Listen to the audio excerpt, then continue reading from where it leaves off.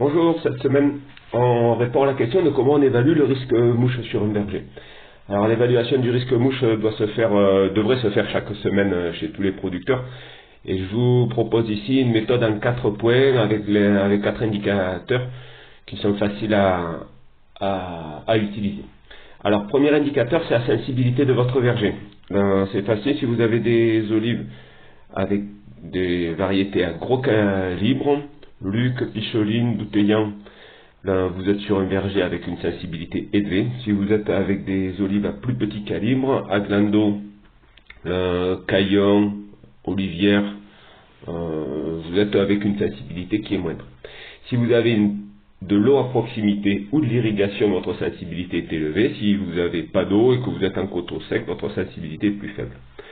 Donc ça c'est très facile, c'est le premier indicateur qui est fixe pour toute la saison. Deuxième indicateur, c'est le piégeage, le niveau de piégeage. Donc reportez-vous pour plus de détails à la vidéo sur ce sujet.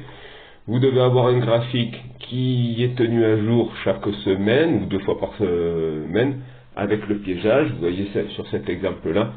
On a une activité en dents de scie, une très forte augmentation des captures cette semaine sur le piège à phéromones.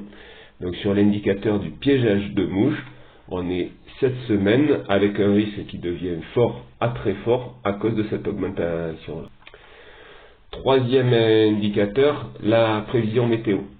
Donc la prévision météo, vous avez le choix entre des dizaines de sites météo. Là, je vous en ai mis un peu au hasard.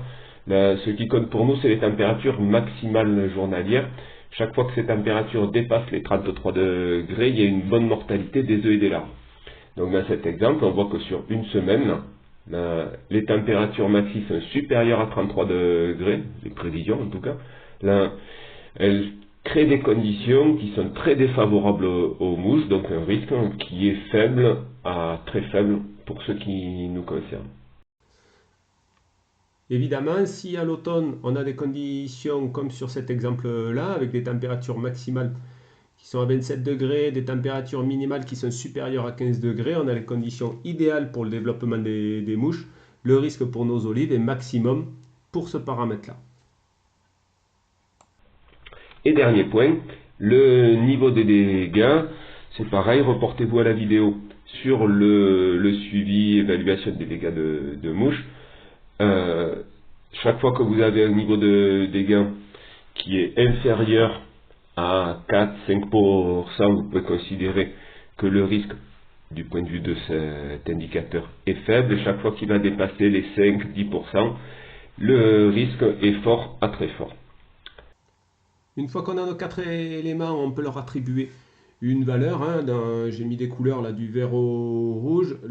Si sur cet exemple-là, on a la sensibilité du verger qui peut rester en vert parce que j'ai des oliviers au sec, le piégeage qui a fortement augmenté, la météo qui devient favorable, et comme les dégâts commencent à être significatifs sur cette parcelle, on est dans une situation où le rouge domine, où il faut envisager sérieusement un traitement au plus tôt sur cette parcelle.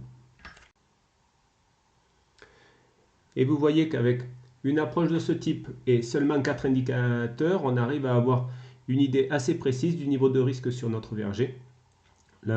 Évidemment, pour déterminer le choix du traitement, les modalités, les doses d'application, c'est un peu plus compliqué, il faut venir aux formations. N'hésitez pas à venir à notre rencontre pour des ateliers ou des formations sur le terrain à ce sujet. Merci.